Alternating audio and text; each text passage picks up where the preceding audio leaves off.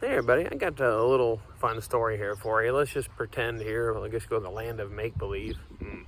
What if you were driving home, or maybe in this situation, going for a walk on a different path, or basically taking a different way than you would normally have gone, and all of a sudden you stumble upon something that really catches your eye, and you're like, that looks kind of neat.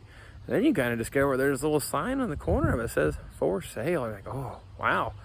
I almost can't resist. I need to go take a little closer look. Let me show you what we're talking about.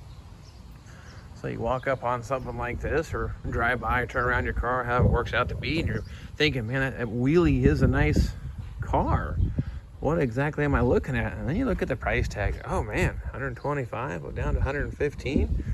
Is that even reasonable? Is that a good price? Well, heck, I don't know. It appears to be some kind of a bright orange car with some kind of striping on it. It says GTO on the fender and the Judge on the fender. What the heck's all that mean? And the owner says some kind of, the engine says something like a Ram Air 4. So, well, that sounds like it's kind of a neat thing, but what the heck's all that telling us? Well, I don't know. Let's just read the little story here. Well, it appears that Grandma used to only rock this thing out on the way to church on Sundays, so good for her. But again, what's the car worth? So that turns into, I guess the question becomes, what would you pay for this car if you were to stumble upon it, or going for a cruise or a drive, and I said, what cash would you offer me right now? Do you give them the $115,000, or what do you do? So I guess that's the question I'm going to help you answer. If you find something like this, what's it worth? Do you know what you're looking at? When you're talking about the Judge, well, super rare option, but not easy to detect a real one from a fake. So I'm about to give you a little bit of the story, and then I guess I'm going to kind of ruin some of the fun. I actually did buy this car for $1,200, early 2000. It was in pieces, but if you want the rest of the story, you're just going to have to follow along. And I think I saw something else there that caught my eye, and I guess you're going to have to just say, don't mind if I do.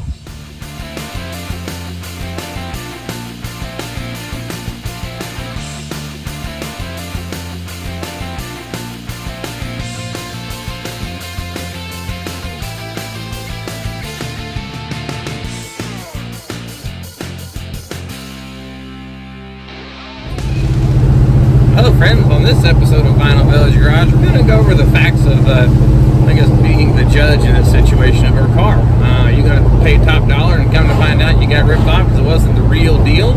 But let me show you some of the little secrets that might help prevent that happening to you. Now this car, I've owned it for quite a while. I really did only pay $1,200 for it back in like 2003 or 2004. I don't remember the exact year, but it was in pieces. It was in a barn. A guy didn't want it. It was an uncle project. We was working with his nephew, and they decided that they were done with it.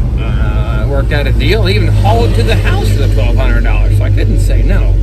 Now since then, I've drove the crap out of this car. It was restored, put back together as you see it now, and it's gone through about 4 engines, 1 transmission, and 2 differentials. So I guess who in their right mind would take a Judge and thrash and tear it up as bad as that? Well, I wouldn't, because this isn't a real Judge.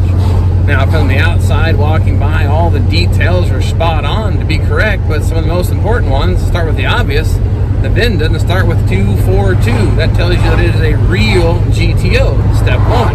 That's the obvious one. That's the easy one anyone can get by. This car starts with 237, so it's not even a GTO. So it's been named the GOAT for years in my family, because it's not really a GTO or a GOAT. It's not really a LeMans anymore, so we just call it the GOAT. Not a very creative name. I'm probably going to be the master of bad dad jokes, and I guess I'm perfectly fine with that. And again, even the t-shirt says the Judge. I'm pretty sure my kids got this one for me too. But I guess my thoughts on this video is share with you the truth of what makes a Judge, and what you can look at and how to protect yourself before throwing down a bunch of money on buying one. So follow along. We'll get all those details ironed out and get you walk around my car here and see if we can get you educated so you don't make a bad purchase. First off, I'll give you a quick little walk around. Now, obviously, it's an old restoration. I bought this car somewhere early 2000. It's been about 18 years ago since I did it, and I've had some little incidents with it, you could say. But if you look at the front bumper here, one of the fun little facts here for these Endura front bumpers used in 68 and 69. The only real difference is on 68, they put an arrowhead up there on the top of the old bumper here in the middle. Now, this one actually started life as a 68. I filled those in. It came with the car. Now on the bumper here, I was going to show you where I've actually hit something with it. If you see primer coming through, that's, you can definitely guarantee it's not the original finish. The original configuration on these cars is they actually took the bumper mold, sprayed it with the color paint, and then injected the plastic. So if you see primer, I can guarantee you it's not the original paint. So just keep that in mind if you ever buy one. Now, walking around the car, all these cars are Ram Air, so the hood scoops should be open. So if you see something like that, well, I might be onto the right thing here so far. Now, all the cars have the striping on them and the Judge badge on the side of them. Let's see, side moldings, the chrome molding down here on the rocker, that was standard equipment on all the GTOs. Now, the piece behind the tire became, well, about mid-year or so, they decided to go ahead and access. So, but of the first 2,000 produced, it did have that rear quarter trim on it. Now, this car is a clone of one of the first 2,000. One of the other details when it comes to that is on the glove box itself. If you look at the glove box door, there should be the Judge badge slightly recessed in that door. So if you have a first 2,000, they did not put that little detail in there yet. But if it's one of the later ones, if it is not orange, meaning like Liberty Blue or one of the other colors, and they're claiming it to be a Judge, it better have a badge on that glove box door and a slight recess. If someone peeled the badge off, you see a silhouette of the Judge. Of the first 2,000, there was only one paint configuration. You could only get orange. That was a promotional deal put on by the dealer, but after the first 2,000 produced, you get any color you want from the factory, and then slap your badges on it, get the engine, all the other details. Something else to keep in mind on 69 GTOs in general, all the GTOs have this badge on the back in 69. 68 GTO, listen carefully, 68 had the arrowhead. Cool accessory on these cars. They do light up. It's a neat thing about a side marker light.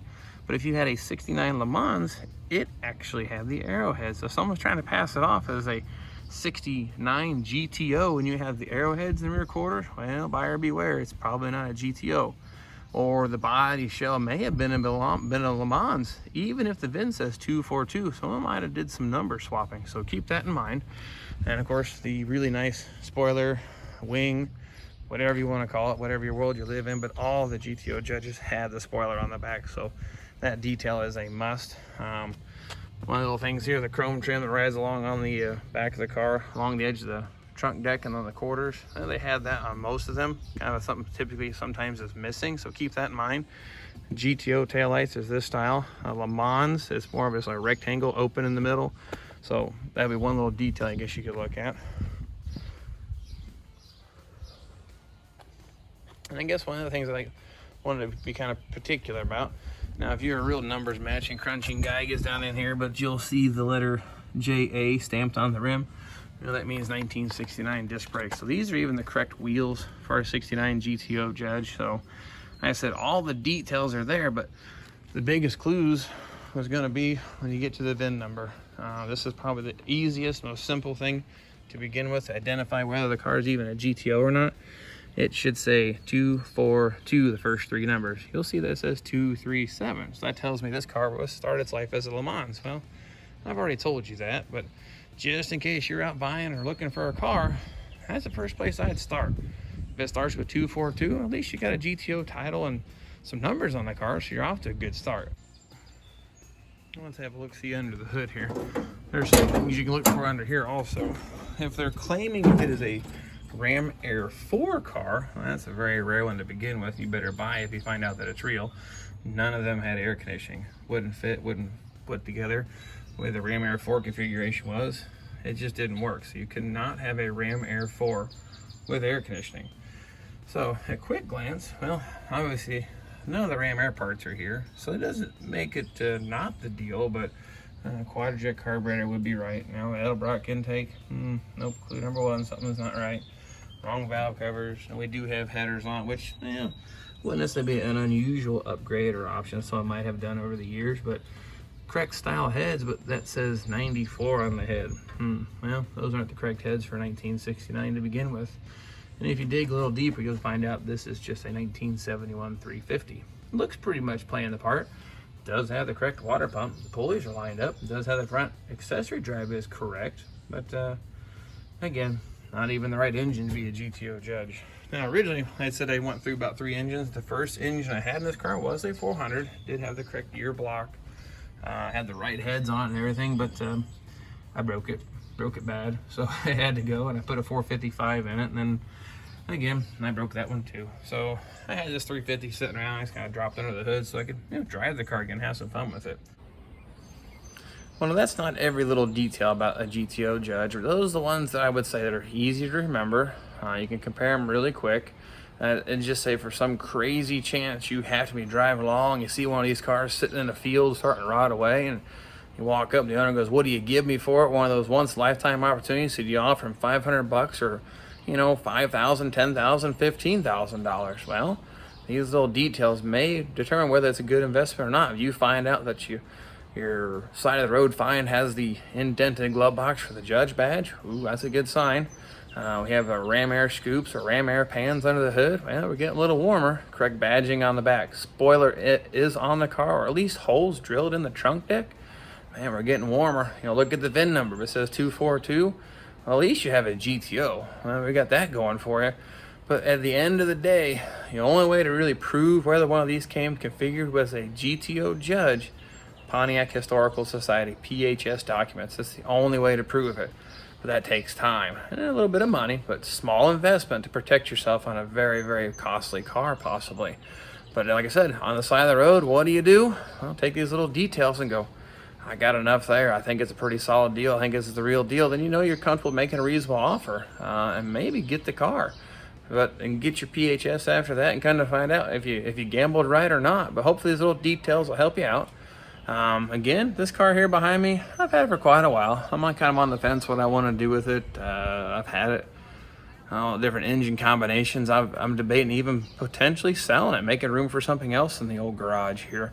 But maybe give some feedback. What's your thoughts? 6.0 twin turbo, leave it poncho powered, or send it down the road? Hit me up in the old comments. Give me some thoughts on this. I'm looking for some ideas, do something a little different. It's been kind of a stock configuration for a while, but it's not a real Judge, so I'm willing to have a little fun with this one, or maybe even send it to a new home. You've seen the details, throw me some numbers. So thanks again for watching. Hope this helps protect yourself before making any purchases. Any questions on these cars? I consider myself pretty knowledgeable, and if I got any of this information wrong, let me know. I don't want to steer anybody wrong. I'll be as factual and truthful as I possibly can. So thanks again for watching. We'll see you next time.